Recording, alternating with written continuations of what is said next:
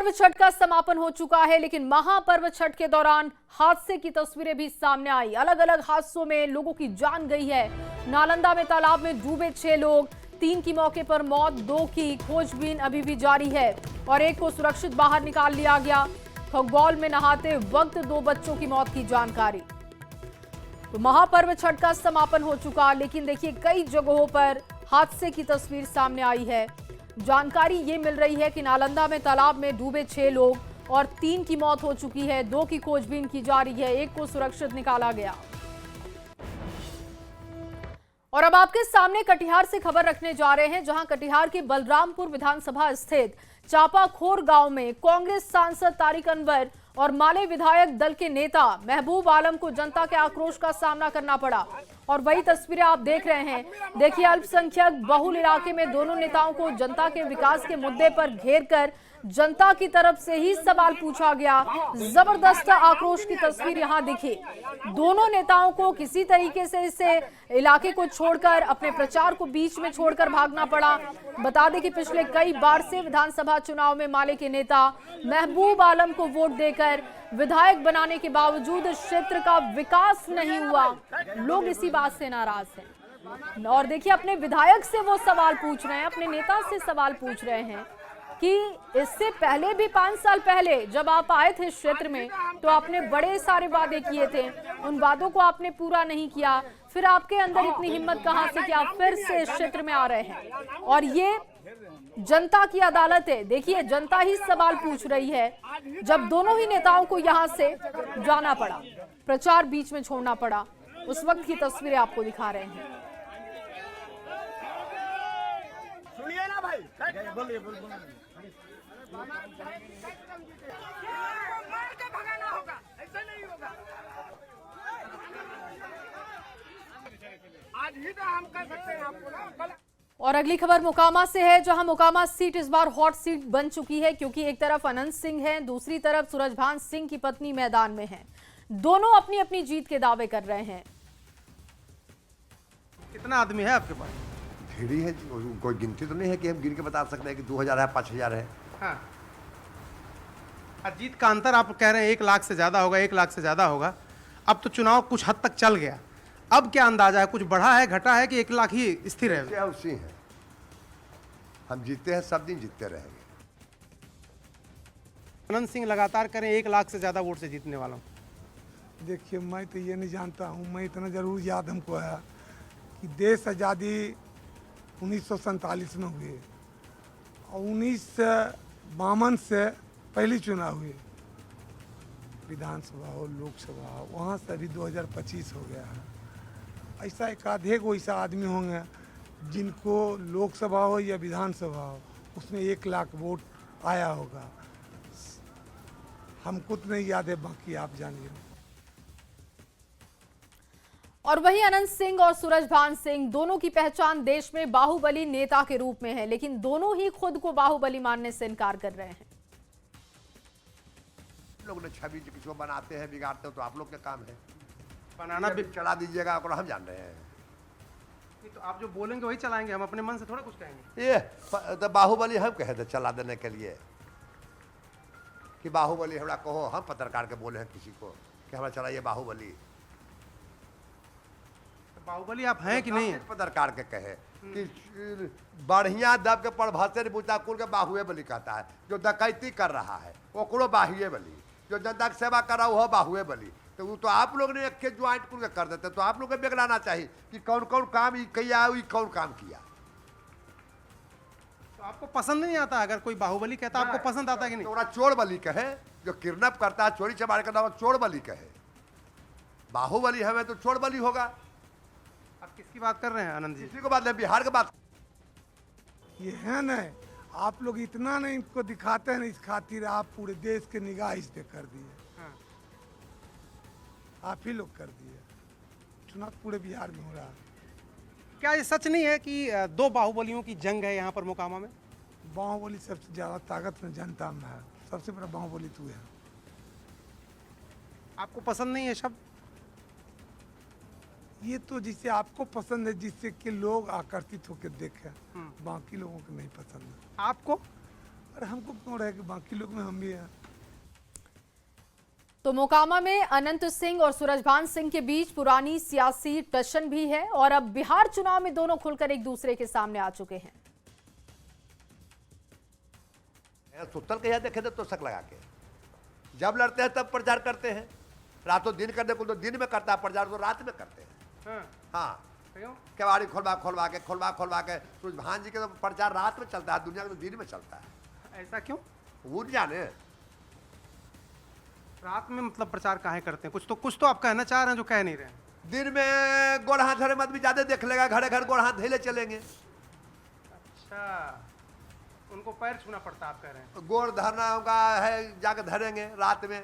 दिन में देख लेगा बड़ी आदमी, रात में ओकर घर कखो जाएंगे, ओकर दलान जाएंगे, ओकर घर जाएंगे, वोट टूकर सब दिन ये मांगना।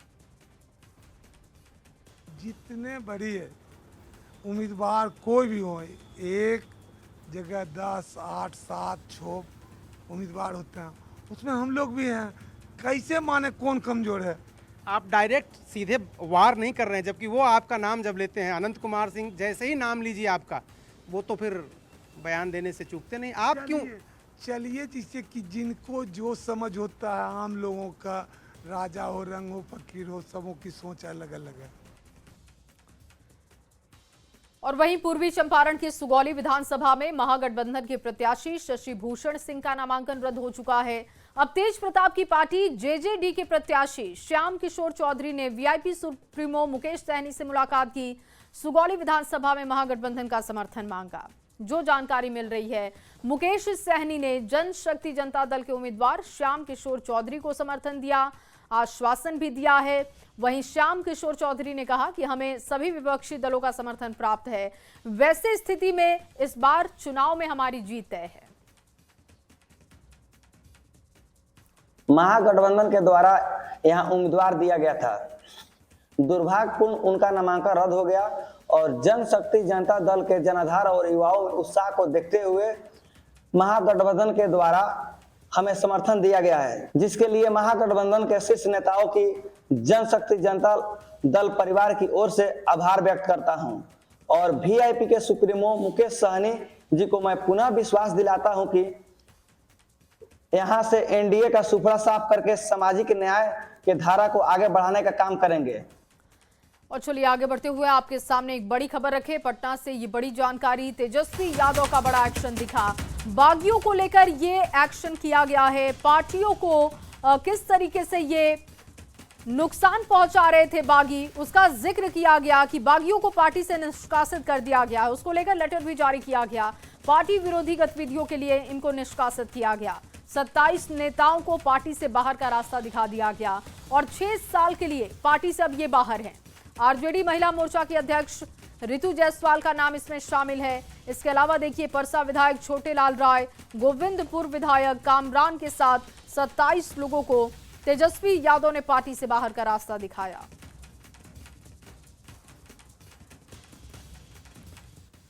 और वहीं बिहार में हुए एसआईआर के बाद अब देश के 12 राज्यों और केंद्र शासित प्रदेशों में भी एसआईआर कराया जाएगा।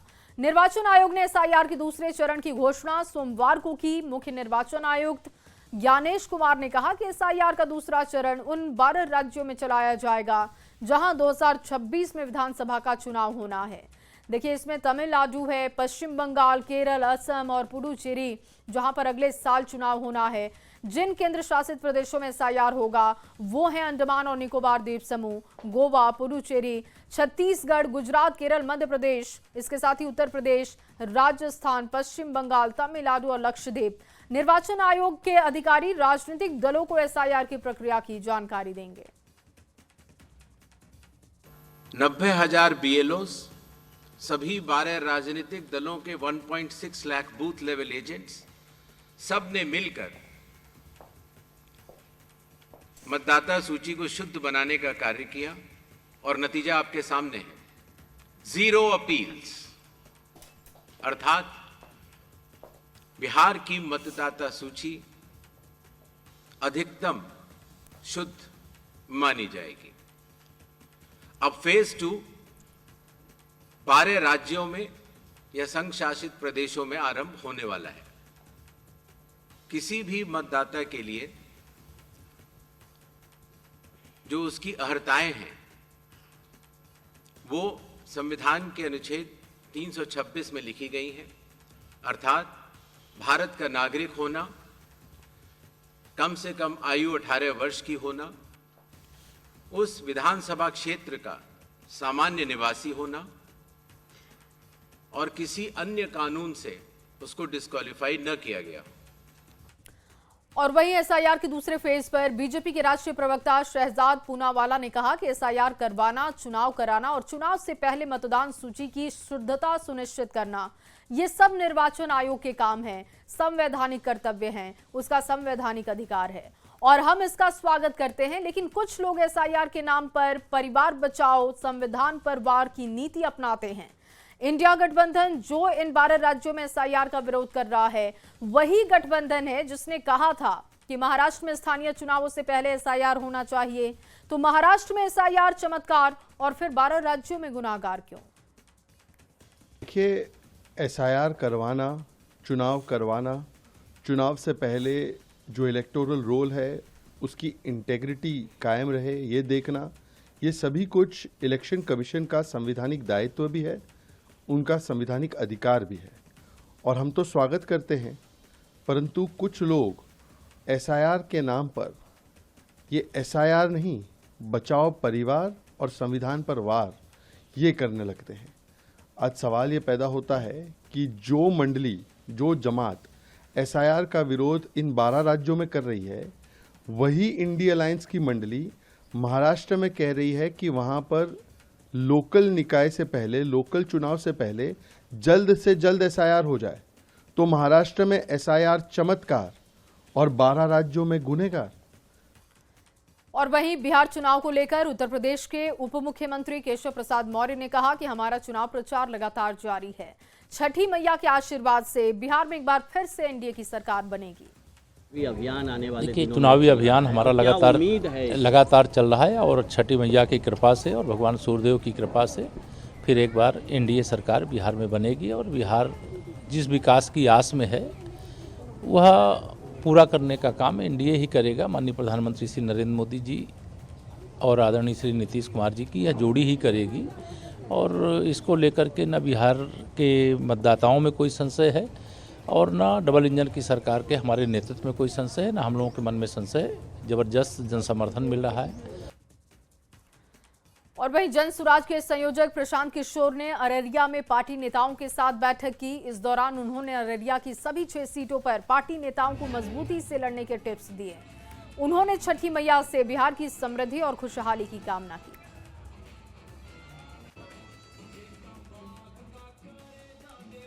वे आ रहे हैं, छठ व्रतियों से उनको शुभकामना दी है और मेरा ये विश्वास है कि लाखों माताएं और बहनें और अन्य छठ व्रती जो छठ का कठिन व्रत कर रहे हैं, उनके सामूहिक तपस्या से बिहार की गरीबी कम हो, एक ऐसी व्यवस्था बने कि बिहार देश का सबसे गरीब और पिछड़ा राज्य न रहे। यहाँ भी बच्चों के लिए पढ़ाई हो, रोजगार हो और आने वाले 10 साल में बिहार भी देश के 10 अग्रणी राज्यों में शामिल हो। ऐसी मेरी शुभकामना, ऐसी मेरी महत्वाकांक्षा है, ऐसी मेरी सोच है। और चलिए आगे बढ़ते हुए बिहार की सियासत से जुड़ी एक और बड़ी खबर आपके सामने रखने जा रहे हैं। आज मैनिफेस्टो जारी करेगा महागठबंधन। आज पटना में मैनिफेस्टो जारी होगा। बिहार चुनाव के लिए घोषणा पत्र जारी किया जाएगा। शाम 4:30 बजे का समय इसके लिए तय किया गया है, जब महागठबंधन की तरफ से साझा प्रेस कॉन्फ्रेंस होगी। मैनिफेस्टो रखा जाएगा। बिहार के लिए ये मैनिफेस्टो होगा। शाम 4:30 बजे का समय तय किया गया है, जब महागठबंधन की तरफ से तमाम बड़े नेता होंगे और वो बिहार के लिए मैनिफेस्टो जारी करेंगे। क्या उनका प्लान है? अगर उनकी सरकार आती है तो कैसे वो काम करेंगे? अब तक के बड़े वादे और उनके काम क्या हैं? उन तमाम मुद्दों का जिक्र करेंगे और इसके लिए एक मैनिफेस्टो सामने रखा जाएगा।